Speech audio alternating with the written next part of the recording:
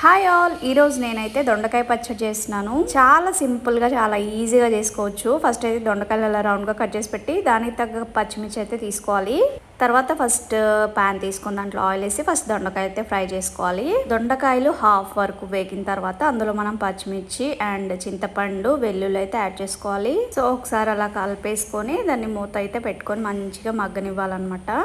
ఈ దొండకాయ పచ్చడి అయితే మా ఇంట్లో all time favourite. One of the road పచ్చడిలో ఇదొక పచ్చడి ఫేవరెట్ అనమాట.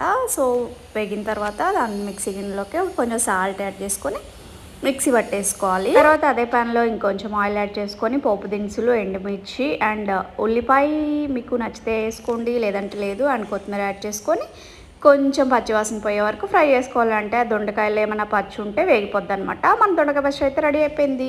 అండ్ వేడి వేడి అన్నంలో నెయ్యి వేసుకొని తింటే టేస్ట్ సూపర్. మీరైతే ఒక లైక్ చేయండి అండ్ సబ్స్క్రైబ్ చేయండి.